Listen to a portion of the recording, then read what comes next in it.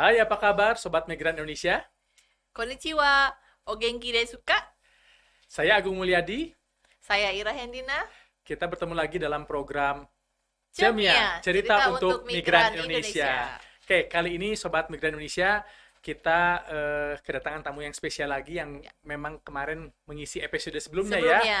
Dan ini tema yang akan diangkat dalam bincang-bincang kali ini terkait dengan sukses story. Nah, sukses story dari seorang tokoh nih.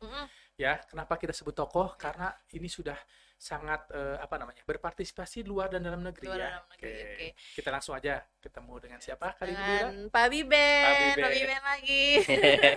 Dan jangan lupa Pak Biben F. Pak Biben F. Oke. Diulang lagi aja ya. F itu apa sih? F itu apa sih, Pak? Kita penasaran. Ulang lagi, Pak. F itu nama kepanjangan saya. F itu Fikriana. Jadi nama saya Biben Fikriana. Biben Fikriana. Dicatat nanti ada giveaway. Nah, jadi Sobat Migran, kalau di episode sebelumnya kita bahas peran Pak Biben sebagai Ketua Umum dari Asosiasi Purna Pekerja Migran Indonesia. Dan kali ini yang akan kita bahas bersama Pak Biben adalah pengalaman Pak Biben ketika bekerja sebagai PMI. Di mana Pak Biben bekerja? Nah, karena Pak Biben ini memang sosok PMI yang cukup sukses ya. Dari sekian ribu PMI yang sukses, nah kita angkat cerita Pak Biben, karena di episode sebelumnya juga kita singgung tentang rebranding PMI. Pak Biben jadi salah satu yang bisa mewakili si program rebranding tadi ya Pak ya? Iya, betul sekali. Nah, Pak Biben nih dulu kerja di mana Pak Biben? Di Jepang. Titik. Di Jepang. Enggak dong. Jepang yang sebelah mana Pak? Di kota Fukuoka. Fukuoka. Yang waktu minggu lalu Bapak ke situ loh Pak. Bapak lupa. Oh gitu ya, dekat Cipara itu. Bukan kayaknya, saya nggak tahu kesana. Di daerah bawah, Jepang bagian bawah sebelahnya Korea Selatan. Oh jadi hampir perbatasan dekat dengan Korea Selatan. Jadi kita harus ke sana. Kita di Pulau Kyushu. Minggu depan aja gimana? Minggu depan ya kita podcast di sana. Boleh. Sama Pak Biben diantar. Pak Biben yang ngajak. Ongkosnya lira. Oke, jadi kerja di Jepang Fukuoka. Nah, Pak Biben mungkin bisa sharing nih lebih banyak pada teman-teman atau sobat migran Indonesia. Ini prosesnya waktu berangkat, kapan, kemudian kemana, jadi apa di sana. Gimana ceritanya deh Pak? Cerita deh Pak, bebas Pak, cerita Pak. Oke, sebetulnya saya tuh nyasar ke Jepang. Nyasarnya jauh ya dong. Nyasar ke Jepang itu karena gini ceritanya, dulu saya mengikuti pelatihan persiapan bahasa Inggris untuk penerimaan pekerjaan perawat di Australia. Australia. Dan saya sudah diterima. Oh jadi dari Australia nyasarnya ke Jepang gitu Pak? Ya, saya sudah diterima, namun bawah, Jepang di atas. Bingung. Nyasar. Namun karena dulu ada kejadian bom Bali. Jadi dihentikan. Jadi nggak bisa berangkat. Nggak bisa berangkat ke Australia. Nah, kemudian salah satu teman saya, teman kuliah saya, menginformasikan ada perekrutan di Kementerian Kesehatan Kemenkes untuk perawat ke Jepang. Perawat G2G. Terbukalah jalan baru ya, angkatan pertama. Dan saya karena saya sudah pede diterima di Australia, nothing tulus, saya ngikutin ujiannya tanpa ada beban gitu ya. Ikut ujian dulu G2G untuk perawat karena dulu tuh ada 2 program. Ada untuk perawat, ada untuk caregiver. Saya mengikuti untuk yang perawat. Itu peserta dari seluruh Indonesia di Kemenkes disaring sekitar ada 1.000 orang. Dan yang lulus hanya 104. Wow. Yang lulus 104. Terus kemudian Pak Biben berangkat ke Jepang. Itu ditempatkan di mana Pak? Di Osaka dulu untuk pelatihan. Oh, ada pelatihan juga di sana. Oh, jadi kalau tadi kita pegang ke belakang nih, awalnya Pak Biben tuh pelatihannya bahasa Inggris. Terus Pak Biben ikutan tes. Itu waktu itu ketika itu Pak Biben udah bisa bahasa Jepang atau masih bahasa Inggris? Sama sekali belum. Sama sekali belum bisa bahasa Jepang. Ya, karena program pertama di G2G EPA ya, Indonesian Japan Partnership Agreement itu, Economic Partnership Agreement itu angkatan pertama persiapan kami hanya 3 hari di Indonesia. 3 hari? Pre-departure-nya 3 hari dan diberangkatkan ke Jepang untuk belajar bahasa Jepang hanya 6 bulan. Oh, 6 bulan cukup ya. Jadi karena kalau belajar di negara asalnya kan kita terpaksa ya harus cepat beradaptasi. Kalau kan nggak bisa makan. Lingkungannya pas gitu ya Pak. Betul. Pak Biben waktu ke sana masih single kan? Single. Oh, single. Apalagi kalau lama belajar bahasa Jepang kan nggak bisa hai gitu ya. Oke. Terus kemudian di sana ditempatkan di rumah sakit itu, Pak? Di rumah sakit pemerintah atau swasta, Pak? Rumah sakit swasta. Oke, gimana proses kerja di sana, Pak? Kerja di sana ya sama halnya dengan rumah sakit pada umumnya, hanya saja di sana ditunjang dengan peralatan-peralatan yang sangat modern dan sistem kerja yang betul-betul sangat disiplin luar biasa. Disiplin luar biasa. Kemudian selama berapa tahun pada sana itu? Kurang lebih 2 sampai 3 tahun ya. 3 tahun. kurang. 3 tahun Pak Biben di sana bisa bekerja beradaptasi, banyak mungkin yang bisa diserap. Sangat banyak, terutama beberapa hal yang memang di Indonesia tidak pernah dilakukan, di sana melakukan, dan itu menjadi pembelajaran yang luar biasa. Jadi itu pembelajaran langsung di luar kampus mungkin ya Pak ya, Betul, jadi betul. praktek langsung Di dunia kerja. Dunia kerja ya Pak. Oke. Selama di sana kira-kira Pak Biben apa yang Pak Biben rasakan paling menarik gitu, yang membuat exciting, kemudian Pak Biben nggak bisa lupa gitu? Di sana itu walaupun di rumah sakit, saya merawat mayoritas adalah lansia. Lansia. Ya, lansia di rumah sakit. Sehingga itu menjadi pembelajaran sampai sekarang tentang bagaimana caranya merawat lansia yang baik dan benar. Itu belajar di sana benar-benar. Oke, di rumah sakit berarti pasiennya banyaknya lansia. Pasiennya Berarti lansia. orang mudanya sehat-sehat itu, Pak? Ya, kalau di sana saya sakit sedikit langsung ke klinik gitu. Karena tingkat kesadaran Sangat terhadap tinggi ya. pemeliharaan Kalau Bapak sakit kesehatannya sedikit sangat kemana, tinggi. Pak? Ke dukun. Oke, terus kalau misalnya pengalaman yang paling nggak bisa Pak Biben lupain, Pak, entah itu di kerjaan, entah itu di lingkungan, Pengalaman apa-apa di ya? sana itu kerja 8 jam. 8 jam sehari. Ya, Oke. jadi tidak ada istilah yang namanya bisa duduk pada saat jam kerja. Oh, full. Full. Istirahat makan siang Istirahatnya makan siang sejam. 1 jam. Nah, di antara itu kan kalau tidak istirahat coffee break? pegel tuh. Ya, nggak ada. Nggak ada, coffee break. ada coffee break ya. Akhirnya saya pegel tuh sebulan pertama itu badan rasanya remuk banget, pulang kerja langsung rebahan di kasur, kaki dinaikin ke atas.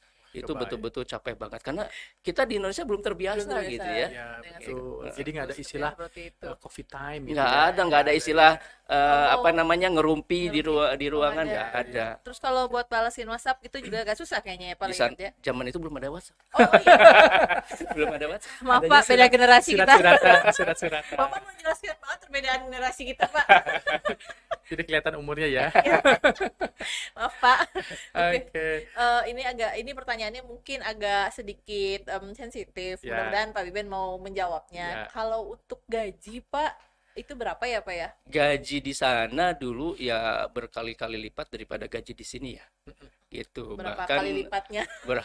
bisa sampai mungkin 3 sampai 4 kali lipat mungkin. Jadi Ya. gaji di sini berapa? Bisa 1 juta gitu, Pak? Di Enggak, sana. misalkan gaji di sini misalkan 6 juta ya. Di sana ya dikalikan aja. Kali berapa kali 3? Ada kalkulator nggak? Berapa 24 ya? Udah nggak bisa Bapak nggak bisa apply 24 Pak. juta itu masih bisa nyisihin, Pak, buat nabung gitu atau buat ngirim ke Sangat orang tua lah, di Indonesia. sangat. Sangat Jadi bisa ya. gaji sebulan itu bisa beli kamera DSLR. Nah, Oh, itu dia gitu. Pak. Luar biasa. Barang termahal yang pernah Pak beli selama di Jepang apa? Ah, itu dia. Nggak apa-apa. sebutkan Barang apa sekali. termahal dulu beli kamera DSLR dan MacBook. MacBook. MacBook. Pro. Oke. Saya Ya. tahu punya siapa itu, MacBook. Iya, iya. Itu luar biasa. Itu bulan keberapa, Pak, bisa beli itu? Itu bulan berapa ya? Ketiga. Bulan ketiga ya. Itu luar biasa. Jadi ini teman-teman jadi harus semangat kalau kita bisa beradaptasi dengan cepat, kita bisa bekerja ke tempat melalui jalur yang tepat. Ini bisa diterima juga oleh teman-teman lainnya opsi gitu. buat Opsi buat teman-teman yang teman-teman lain ya semuanya. Pak. Kalau dalam kehidupan sehari-hari nih Pak, itu Bapak tinggal dari tempat kerja ke tempat tinggal gitu, itu berapa jauh, Pak? Itu kurang lebih 10 menit naik sepeda. 10 menit sepeda. Pakai Wih, asik sepeda, banget asik sepeda. Iya. Gitu. Keren banget ya, olahraga jadi sehat Olahraga ya. jadi sehat ya. Nah, itu dapat cuti pulang, Pak, selama Cuti pulang. Saya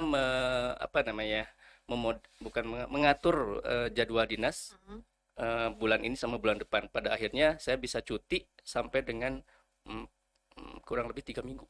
cuti dalam setahun 3 minggu. Kalau resminya cuti itu hanya dikasih waktu 10 hari. Oh, resminya 10 hari Ya, dalam tapi setahun. kan kalau perawat itu ada jatah libur kan. Oh, Jadi di sana itu 5 hari kerja. 2 hari libur. Ya, nah saya mengarrange itu, mengatur supaya si liburnya itu dipadatkan. Jadi boleh begitu ya Pak ya? Boleh, itu tinggal kita negosiasi dengan pihak tempat kita jadi kerja aja. 5 harinya terus dibablasin, yang 2 harinya dikumpulin, tabungan dipakai maksimal ya. Betul. Nah ini juga pengalaman yang baik nih buat teman-teman untuk mengatur ya. Jadi jangan, mungkin alternatif kalau yang senang 5 hari kerja, 2 libur ya silahkan. Tapi kalau mau optimal panjang seperti Pak Biben, itu bisa ditabung ternyata di sana. Ya. Jadi yang ditabung itu bukan hanya uang ya, tapi waktu libur. Iya. Gitu. Itu liburnya dipakai kemana Pak? Lebaran di sini. Lebaran di Indonesia. Iya. Mudik ceritanya. Mudiknya jauh ke Jepang. Nah, itu kalau di sana Pak, tinggal itu sendiri atau sesama dengan rekan perawat di Indonesia? Sesama, kami di apartemennya sendiri-sendiri, tapi satu apartemen itu kan ada beberapa kamar gitu. Dan kita ada berlima. Berlima kumpul dan satu apartemen dari Indonesia semua. Iya, bukan hanya dari Indonesia, sesama pekerja atau perawat Jepangnya juga ada di situ. Gitu, yang di rumah sakit yang sama. Yang di rumah sakit yang sama. Nah, kalau sesama pekerja Indonesia di sana, Bapak ngomongnya bahasa Indonesia apa bahasa Jepang nih? Karena di sana kita harus bisa bahasa Jepang, kita campur karena supaya tidak kaku gitu ya dalam berkomunikasi. Jadi mungkin kita bisa dituntut. Dicontohkan ya Pak ya. Contohkan nih, biar semangat teman-teman yang lagi belajar N4, N5 atau yang mau pergi ke Jepang. Gimana kita contohkan Pak Bian mungkin menyapa teman-teman dengan bahasa Jepang. Kasih semangat ke teman-teman yang lagi belajar. Hai, wakarimashita. Minasan, konnichiwa. Minasan, o genki desu ka? Kore kara benkyou ganbarimashou ne. Nihon e ikite kudasai ne. Ja, gambarou. Terjemahin apa nih? Ya, saudara-saudara sekalian, rekan-rekan sekalian, apa kabar semuanya? Gitu. Belajarnya yang semangat ya. Mulai sekarang semakin semangat. Segera berangkat ke Jepang. Semangat. Oke, semangat. Jadi luar biasa ya, ini yang pengalaman Pak Biben ini ya, gitu. Berarti kalau sekarang Pak Biben setelah bekerja di Jepang, berarti sekarang kembalinya ke Indonesia, kegiatan Pak Biben apa yang, maksudnya ada nggak sih hal yang bisa diimplementasikan dari pengalaman di Jepang? Ya, saya mendirikan yayasan dan saya juga seorang dosen di universitas mengajar tentang keperawatan lansia. Jadi ilmu-ilmu keperawatan lansia di Jepang saya aplikasikan, saya transferkan ilmunya ke siswa-siswa. Kemudian juga saya mengadakan pelatihan-pelatihan untuk caregiver. Saya juga membuat dengan rekan-rekan Indonesia Ramah Lansia membuat sekolah lansia di Jawa Barat gitu. Nah mungkin satu hal yang menarik Pak Biben, gimana cara mengimplementasikan, tadi Pak Biben menyebutkan ada satu hal yang penting nih Bu, yang tadi di Indonesia mungkin nggak ada masalah disiplin ya Pak ya, disiplin kerja itu implementasi di sekolahnya gimana Pak, biar mungkin bisa sharing kepada teman-teman nih pendengar, bisa meningkatkan disiplinnya gitu ya, minimal nih naik 10% udah lumayan lah gitu. Ya, jadi kadang-kadang kebiasaan kita di kerjaan kerja jam 7, datang jam 7 atau jam 7 lebih. Nah, kalau di Jepang itu kerjanya jam 7, datang itu jam setengah 7. Karena setengah jam sebelum bekerja, kita prepare apa yang akan kita kerjakan. Jadi begitu jam 7, kita baru mulai kerja dengan peralatan yang sudah kita siapkan. Jadi bukan jam 7 terus baru beres-beres gitu bukan. Ya Pak? Nah, itu mungkin pelajaran yang saya dapatkan di sana. Sehingga di sini pun ketika kuliah, siswa-siswa misalkan kuliah jam 8, jam setengah 8 harus sudah berada di kelas, siapin semua alat-alat, laptop segala macam, jam 8 kita mulai udah running. Jadi hemat waktu. Nah, ini yang harus dibiasakan di kita ya, dan kita juga sebetulnya kalau dipaksa di luar negeri kan bisa ya. Tapi di dalam negeri kenapa nggak bisa ya Pak Iben ya? Itu hal positif yang harus diambil. Betul. Bisa jadi inspirasi kita untuk hal-hal yang seperti itu ya Pak ya. Iya gitu. Nah mungkin apalagi Bu Ira yang teman-teman harus tahu nih terkait mungkin dengan yang teman-teman harus tahu juga, mungkin ini Pak Biben, kira-kira Pak Biben ada pesan-pesan nggak bagi teman-teman yang punya niat untuk jadi pekerja migran ataupun teman-teman yang saat ini menjadi pekerja migran supaya sukses seperti Pak Biben gitu ya. Itu menginspirasi banget gitu. Sekarang bisa jadi dosen dong Pak. Oke. Sebetulnya simpel sih di dunia ini, di dunia kerjaan, dunia bekerja gitu ya. Kalau moto saya itu sebetulnya satu, pinter saja tidak cukup. Pinter aja nggak cukup. Jadi artinya bagi saya adalah ketika bekerja ke Jepang, orientasinya jangan uang dulu. Jangan mencari uang, karena uang mah pasti udah dapat di sana. Ikutin ya. Kalau kerja ke luar negeri nyarinya jangan uang dulu, tapi nyari ilmu. Karena kalau uang dapat di sana pasti. Begitu dapat uang pulang ke Indonesia dipakai habis. Ya kan? Betul, tapi betul kalau sekali. ilmu, kita nyarinya ilmu ke Jepang atau ke negara lain gitu ya, keluar, kita dapatkan ilmu, uang otomatis dapat. Ilmunya kita serap, bawa ke Indonesia, ilmu itu bisa bermanfaat untuk mencari uang lagi di Indonesia. Oke, jadi modal itu tidak hanya uang, jadi yang dibawa pulang ya Pak ya. Jadi ilmu itu lebih mahal dan lebih apa ya, lebih berharga daripada uang. Ya, investasi bagian menengah ke atas. Atas kita diinvestasikan. Itu investasi terbaik. Betul, gitu, investasi terbaik tadi. Apa yang kita lihat, apa yang kita peroleh di luar negeri itu bisa jadi ilmu ya. Betul. Ilmu. Dan itu yang harus kita jangan sampai lupakan. Dan jangan lupa juga mungkin ya di-sharing ke teman-teman. Betul. Seperti halnya nanti podcast kita nih. Jangan lupa like, share, and follow. Oke, mungkin untuk episode kali ini udah cukup ya, banyak hal yang Pak Biben tadi sharing kepada teman-teman. Nanti mudah-mudahan ini bisa menginspirasi teman-teman, mungkin kesuksesan yang teman-teman bisa peroleh lebih bagus lagi, lebih banyak lagi yang Pak Biben peroleh. Karena sudah mendapatkan inspirasi juga ini, dari Pak Biben. Yang pasti jangan putus asa, tetap semangat walaupun kita masih dalam situasi pandemi ya. Dengan penuh keterbatasan, peluang kerja di luar negeri itu banyak, bukan hanya ke Jepang, ke negara lain, kita manfaatkan seoptimal mungkin. Dan mudah-mudahan tadi yang pesan Pak Biben jangan sampai dilupakan, carilah ilmu sebanyak-banyaknya. Jadi orientasinya bukan uang tapi ilmu. Investasinya leher ke atas. Leher ke atas. Oke. Jadi ilmu dapat, uang pasti ngikutin. Insya Allah. Ya. Amin. Oke, terima kasih. Mungkin episode kali ini kita cukup sampai di sini. Nanti tunggu episode berikutnya, kita akan membicarakan banyak hal terkait dengan pekerjaan migran Indonesia. Jangan lupa di-follow dan diklik loncengnya supaya teman-teman terupdate informasi terkini dari Bela KPMI. Oke, pokoknya jangan lupa juga untuk share video-video kita dan juga jangan lupa follow kita di Spotify untuk dengerin podcast kita. Kita akan update podcast kita setiap hari Rabu ya Pak ya. Insya Allah hari Rabu dan tiap minggunya ada yang di-upload. Terima kasih. Bela KPMI bermanfaat untuk kita semua. Bye.